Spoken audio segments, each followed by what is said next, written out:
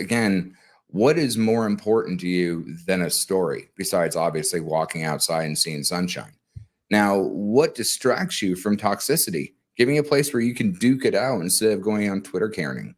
What gives you more ability to earn yield and earn and play than a platform that does it, where you don't have to understand, wow, really hard flow graphs? I mean, there's only like 6 nodes there. But if you explain to them like a game, you played that before. You know the difference between tic-tac-toe, checkers, and chess. You may not have to know how to play chess versus Go, but you do understand the concepts. So like the rough idioms on how all these things can be used and taught is a lot more simple, because when people want to understand technicalities, they're like, oh my God, explain it like I'm 5.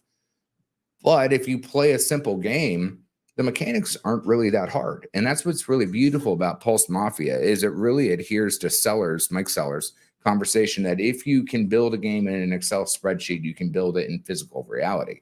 And you can see it if you're trained from the wiki on how it'll work. But that's not really the important part.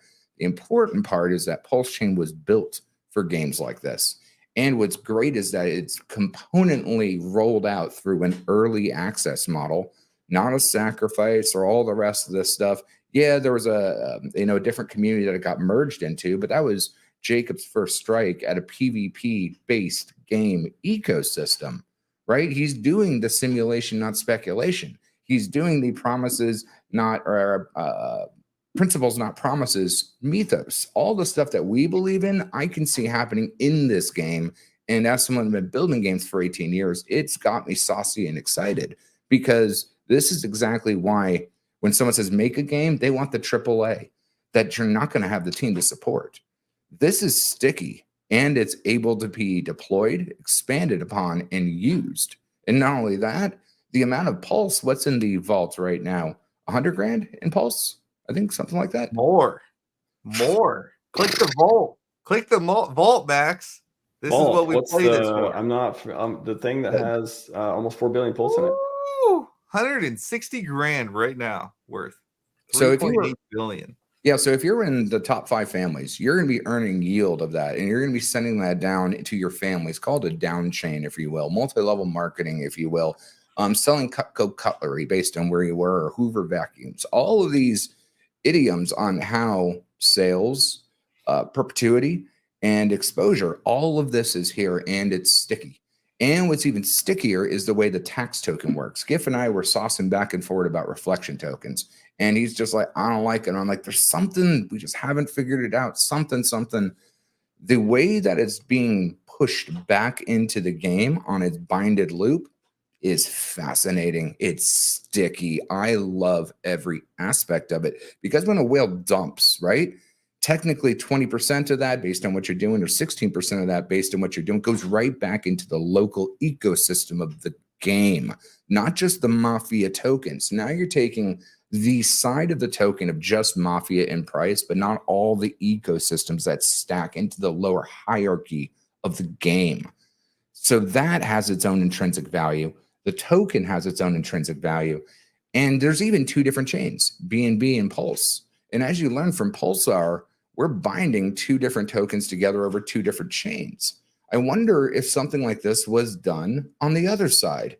That would be really interesting. So now those in-game assets would be bound with the same deflationary mechanics as the actual tokens itself. Man, that's fascinating. Then we have SocialFi, which is the next level of decentralized or gamification of finance. SocialFi is what the Giff and I are doing with the Gearheads to build interactive stories that your character and your accomplishments, your back testing of how you existed in this game. So you're entertained, just like Maximus. Are you not entertained? Actually has a real throughput. That could be a real NFT. That could be an honor badge for you. An example, I've got a signed Pip-Boy by Todd Howard. Came into my pod when I was working after a late night dancing, hungover as shit, slapped myself in the face, took 8 shots of espresso, and said, hey, Todd, you want to sign my Pip-Boy? Could I sell that for $1 million? Sure. Will I? No, it's mine. It's my story. I was there. And when you take that and you bind not just your token, but your story to it, it means so much more than being able to dump it. Why would you dump your own story? Why would you not support your own story? This is where we change not decentralized finance into something bigger than a number on a chart, but a reason to be in a family, a reason to start a family, a reason to put an expansion on something, a reason to build on top of what is being built in a modular component-based system. And it's the same thing we want to do at FanForge with audio dramas. We can dovetail all of things together. That makes it more than a fork of a fork of a fork of a fork of a fork of a protocol of a fork. So much more. My body starts rejecting espresso after the fourth shot. Oh, Eight's impressive. You gotta do 8. Jump 8 over to players now. There are players for this game? How many? Oh, you Only can't 781? Yeah, but you I can. connect to the wallet. Dang. Jacob. Boy's number 1 though. Let's see. Can I see anything? Hold on one second. Yeah, that's a lot of money in your wallet, bro. Where'd you get all that? I'm just playing. No, we could see. I don't. Do a shift to 5.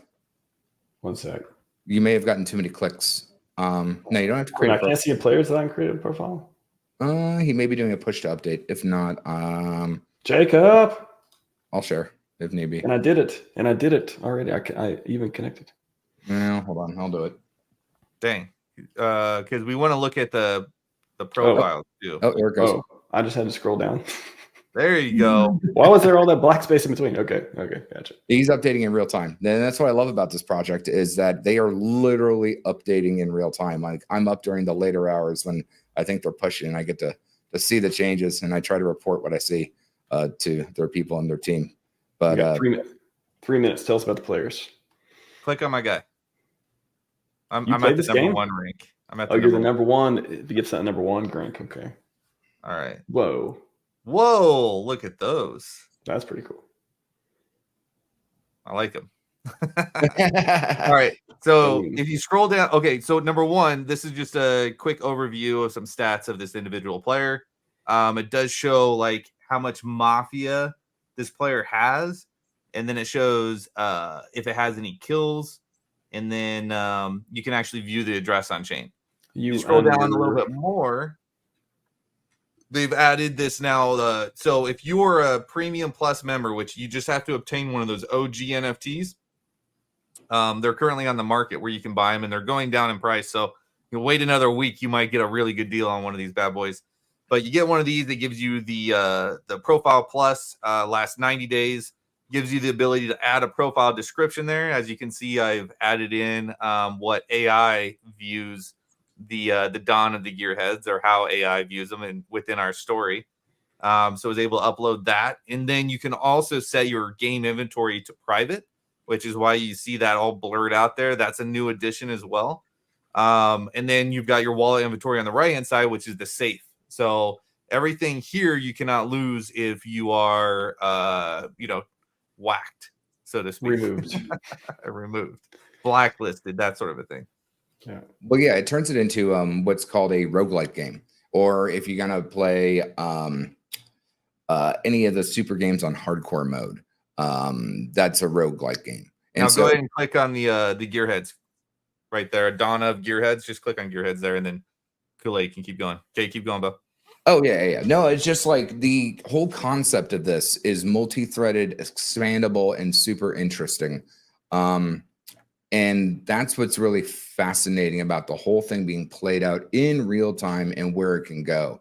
It's very easy to take something like tic-tac-toe to move it into something like Monopoly or Chutes and Ladders, to take that and expand into something like a text-based MUD, which is what this is right now. It is actually a text-based MUD. It's based on Drug Wars or Dope Wars, which is a TI-80 calculator, but there's other types of games that it's built on. It's built on tabletop or dice games. It's built on, you could spec it out to D&D. You could spec it out even to team building, right?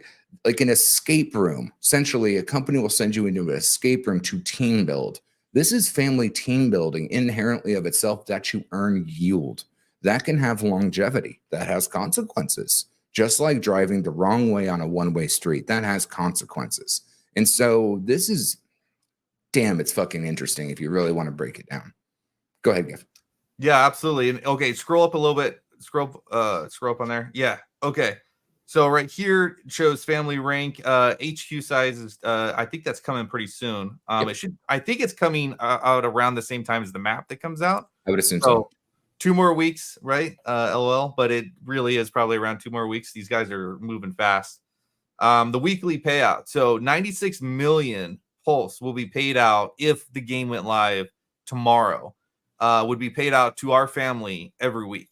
So you would assume that, you know, say this goes to the 6 million mark, which is my super low end, that there's 6 billion, or I'm sorry, 6 million, 6 billion Pulse in the vault when the game goes live. Just double that. Now you're looking at, you know, it'd be 200 million Pulse paid out to our family every week. This is decentralized finance. Everyone gets caught up at the fact that it's a game. And the people who like the fact that it's a game are now, you're just participating in more decentralized finance, which is why everybody's here in the first place. Right. So just keep that in mind that, you know, yeah, there's these storylines, there's this lore. It's a game that you play. You have to be worried about getting whacked or who you're going to go out and get whacked and, you know, smuggling and all this other stuff that's going on. But don't get it twisted. This isn't a smash the button game where there is no rewards in the end. This is decentralized finance that just happens to be wrapped in a very cool game. That's right. It's not a Frappy Bird. And shout out to the Syndicate, the OGs, the Mungs, all the hustlers, all the families doing their part. Right? This is about team building, having fun, and doing something besides smashing a button on a buy and sell wheel, besides smashing a button on a 5-minute chart. It is so much larger. So this is a cool project. And one thing that you want to do, if you are a true gearhead in general, you like gift tech, one thing you want to do is you want to find new communities that are coming together and they're building really cool stuff, and you want to get involved. Like, resist the urge to be a maximalist in everything that you do, right? You want to find cool things that you can participate in, that maybe eventually we could wrap all into the gift tech community, because you never know what the future may hold. And this is a very cool ongoing project. The building is amazing. A lot of this, just real quick, I know you're hard stop, but click on the market. It's right there. Click on the market and then we'll be done. So market, and then click on. So first off, this is like a super cool version of the HSI market, right? With way more data, it's way more visually appealing, like well built. Cool. Now click on any one of those icons on the left. It's up for sale. Yep, there you go. Anyone. Okay, cool. Now you've got a chart that shows the armored car. Armored car sounds cool. There you go. So armored car is going to show the past performance of that NFT, that where it's been selling at. And then not only that, if you scroll down, it will show you active listings of that car that's currently on market, showing you all the prices. And on the right-hand side, it shows everybody who bought a car over there on the right-hand side and how much they paid for it. So this stuff is not easy to build. This is something I told Jacob when I was streaming with him the other day, and he knows it. I don't need to tell him this stuff. But I've built several sites of my own that's tracking statistics. Max does his stuff on the side. You know that this stuff is not easy to build, and it looks amazing. So this is good stuff. It's an exciting project to keep an eye on currently, is where I'll leave it. Huge. And I agree. Because we got to get to your hard stop. And I mean, look how beautiful this UI is. Look at how engaging active listings are. Look at how you can see what's coming before. When people were just speculating on the crate grabs, which are now card key openings, which are how you can get particular user content, we didn't know. But as this game is rolling out of early access, not live, we're seeing all these features come out, which is more engaging than any DEX or auction house or any of the rest of that stuff. It's fascinating. And it's DeFi wrapped in a game that's engaging. If you got a tiff with someone, you can go duke it out. Or you can build bridges like, Nerd Girl wanted to do back in the day, and all these things. There's so many things that you can do when you wrap gamification or GameFi on a traditional or decentralized finance. And then the next level up is going to be the social fi.